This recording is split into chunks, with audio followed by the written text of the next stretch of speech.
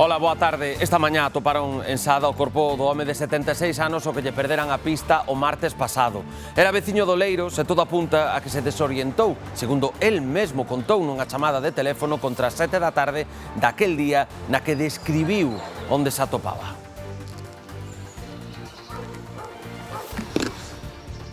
A Costa da Morte na provincia da Coruña estará en aviso laranxa por temporal a partir das 3 da tarde. Espéranse ventos moi fortes entre Fisterra e as Sisargas. A Xunta anunciou a suspensión da actividade deportiva do programa Xogade e da actividade federada no mar nos concellos de Camariñas, Carnota, Cee, Corcubión, Fisterra e Muxía, xa dende primeiras horas desta tarde e ata domingo pola mañá. Lembramos a importancia de manterse afastado da liña de costa, de extremar as medidas de seguridade a hora de realizar calquera actividade no mar.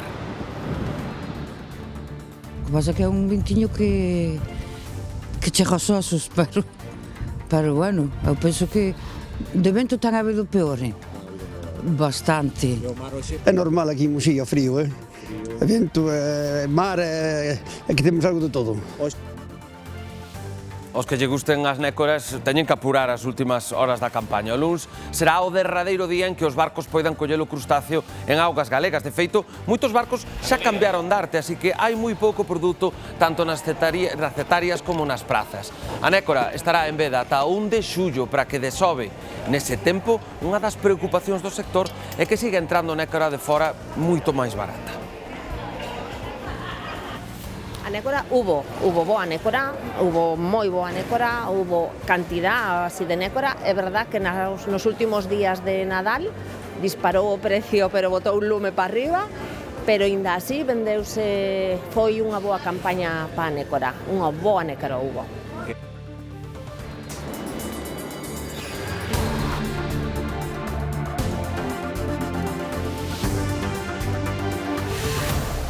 Ben, é a nosa noticia de portada. O equipo de drons da Xega, a Axencia Galega de Emerxencias, localizou contra o mediodía o corpo sen vida do veciño do Leiros que estaba desaparecido dende o martes. Estaba a 1 quilómetro do punto limpo de Sada. O rastrexo retomárase esta mañá coa participación dun numeroso grupo de voluntarios, entre eles amigos e familiares do home de 77 anos. A zona de busca centrábase na aldea do Vilar, no concello de Sada. Alí, a Cámara de Seguridade dunha vivenda captara a imaxe do desaparecido o martes pasado, o pouco de que se desorientase.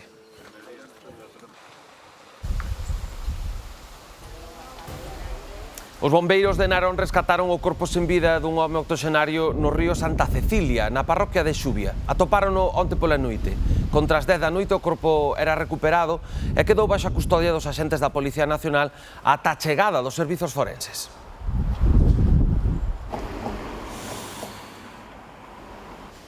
A Xunta activou a alerta laranxa por temporal costeiro no oeste da Coruña. Espéranse ventos moi fortes entre Fisterra e as Sisargas.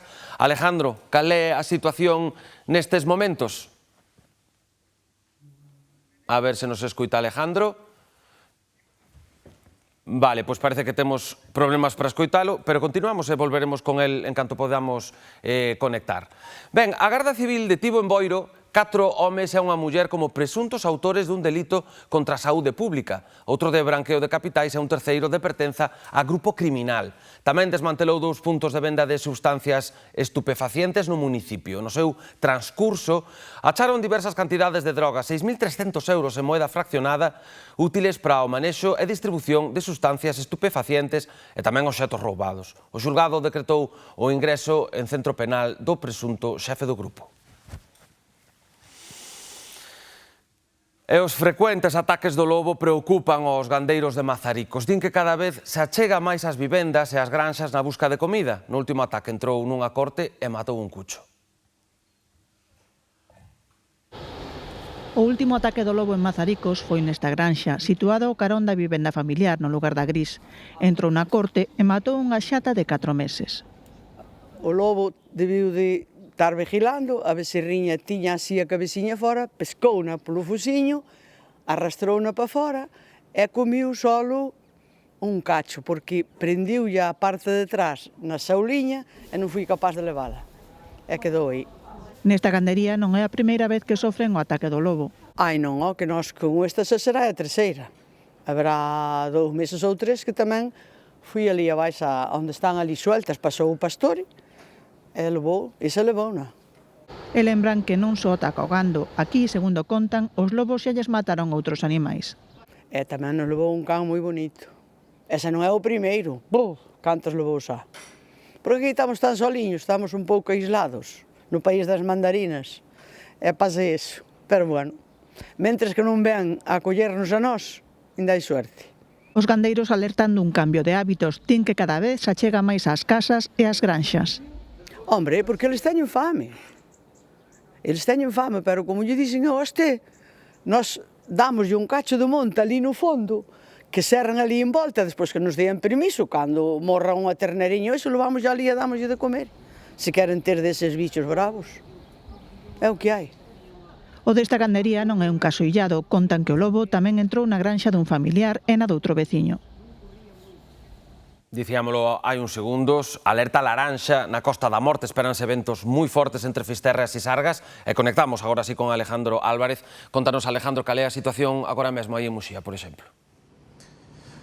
Pois conforme foi pasando a mañá sí que notamos maior intensidade do vento e tamén notamos como o mar foise poñendo cada vez máis bravo. Como ti ben indicabas, está activo ese aviso laranxa por mar de vento de forza 8 e tamén no resto da costa galega ese aviso será amarelo. Ademais, tamén aquí na Costa da Morte hai aviso amarelo por ondas que poden superar os 4 metros de altura. Iso no mar, porque en terra tamén temos avisos por fortes refachos de vento en varios puntos da provincia da Coruña e tamén en varios puntos da provincia de Lugo que poden superar os 80 km por hora. De feito, ás 12 do mediodía en Punta Candieira, en Cedeiras, rexistrábase un refacho de máis de 100 km por hora. Ante esta situación, a Xunta de Galicia suspendeu toda a actividade deportiva federada no mar e tamén o programa xogada en varios municipios desta provincia da Coruña dende hoxe pola tarde ata mañá pola mañá.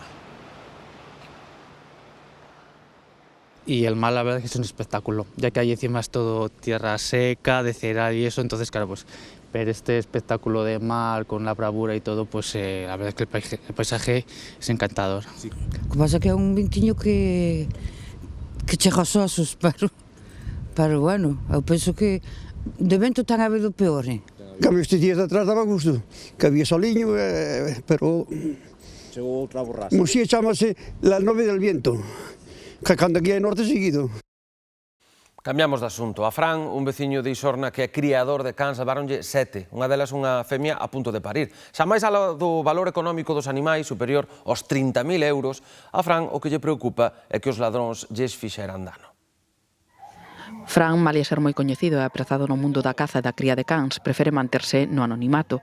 Está devastado tras o roubo que sufriu nesta finca onde ten as canceiras no lugar da Vacariza, en Rianxo. Sospeita que foi planificado. Pola mañán cheguei e vin 2 ou 3 cans soltos e vin cortada a rede. O roubo foi moi sospechoso porque, vamos a ver, entraron por a finca daqui dun veciño na que na del non romperon a rede e na miña a romperon. Ou ten que ser unha persona que conozca moi ben isto foi unha cousa planeada porque había material para roubar de construción, que eu digo como a construción, e non tocaron, viñeron polos cans, e quedaron 4 porque non lle collerían máis. Leváronlle 7 dos 11 que tiña, 2 machos e 5 femias, unha delas preñada.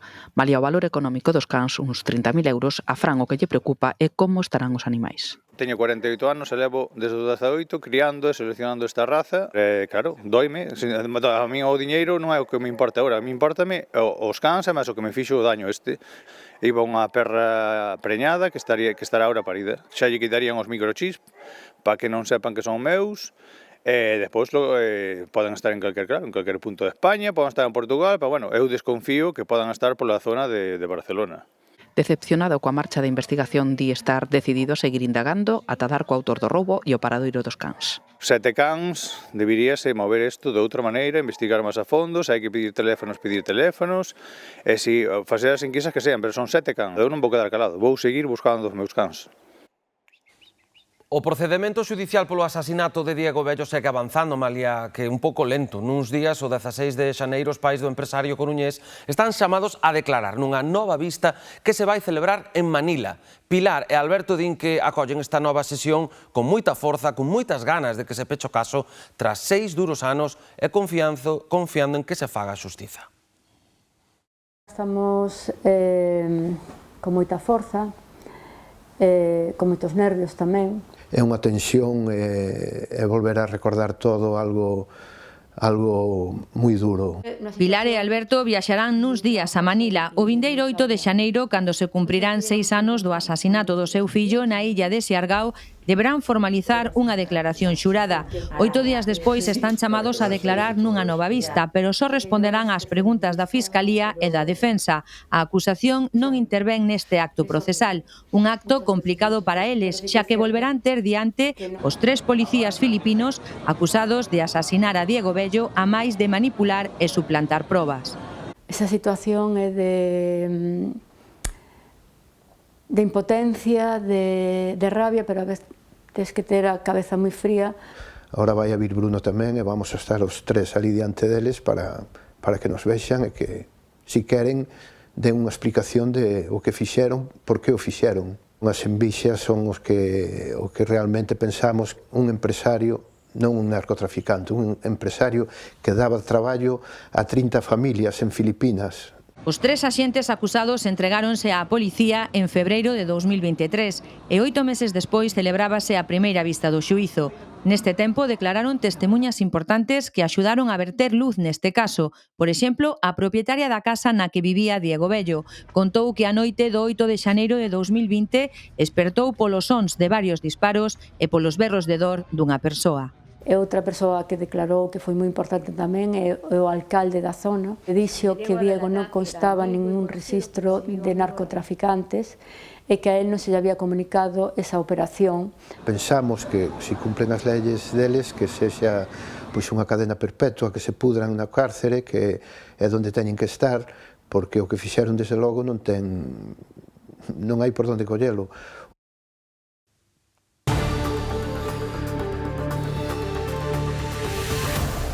Hai que ir apurando para a carta coa lista de desexos para os Reis Magos. As súas majestades do Oriente xa se están deixando ver por Galicia, por exemplo, pola Coruña, onde reciben os nenos no Pazo Municipal ata o domingo. Os que se acheguen poden entregarlle a carta en persoa ao rei que prefiran e tamén sacar unha foto con el. Me gustaríame pedir por Reyes un Lego, un Playmobil e un libro. O sea que un xoguete para cada rei. Sí. Es que aún no le he hecho la carta, pero la haré a la tarde. ¿A qué rey le pides los regalos, tío? A Baltasar. Unas gafas para bucear y una cuerda para mi guitarra para poder colgármela. Creo que me porto muy bien y que me van a traer regalos. ¿Qué le pediches? Le pedí un avión y un dron. Trouxeches a carta ou non? Sí, la traje. É que, claro, vindeiro luns as súas majestades do Oriente percorrerán Galicia cargados de agasallos e de ilusión. As carrozas que empregarán xa están prácticamente listas, creacións artesanais pensadas para facer aínda máis máxica a súa visita. Levan máis de 30 anos dándolle forma aos soños para axudar os magos do Oriente a sorprender os máis pequenos. A inspiración dos diseños ven un pouco poñéndote na posición deles. Cando eres neno, bueno, que si, por un lado, os contos, civilizacións pasadas, o tema dos animais mitolóxicos. Deseños nos que comezan a traballar xa durante o verán.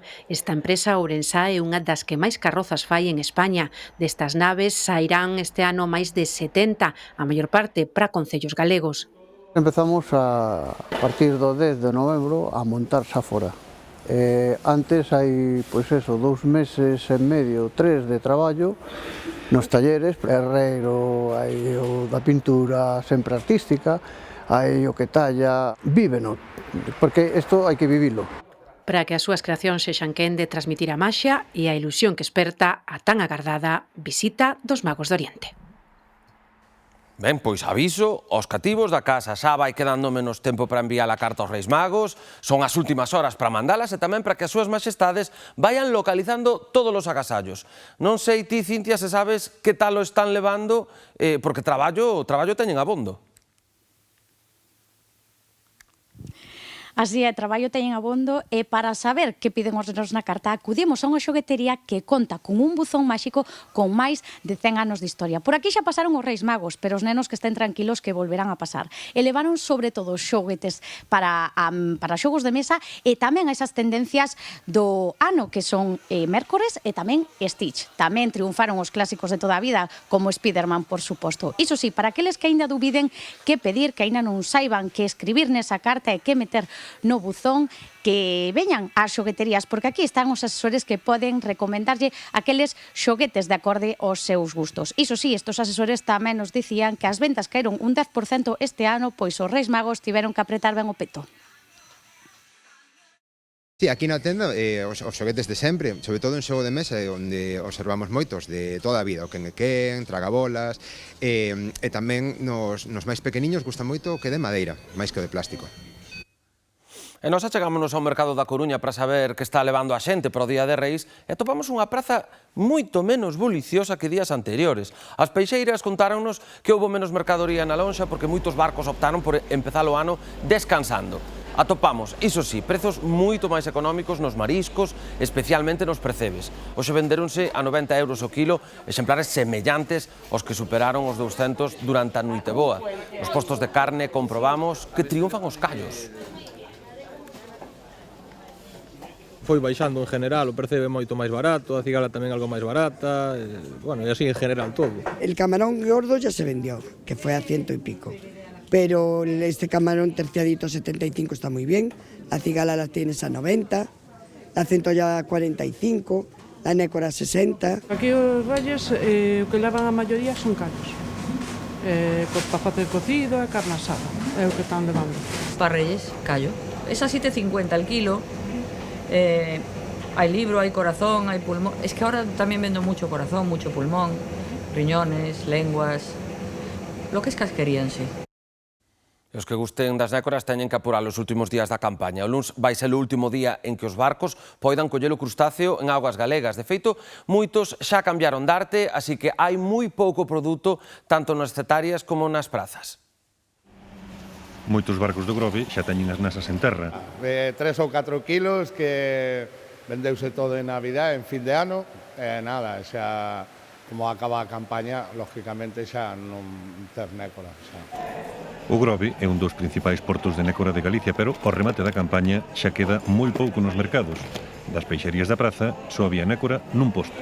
A nécora hubo boa nécora, hubo moi boa nécora, hubo cantidad así de nécora. É verdad que nos últimos días de Nadal disparou o precio, pero botou un lume para arriba, pero ainda así vendeuse, foi unha boa campaña para a nécora, unha boa nécora hubo. A nécora estará en veda ata 1 de xullo para que desove. Neste tempo, unha das preocupacións do sector é que siga entrando nécora de fora, moito máis barata.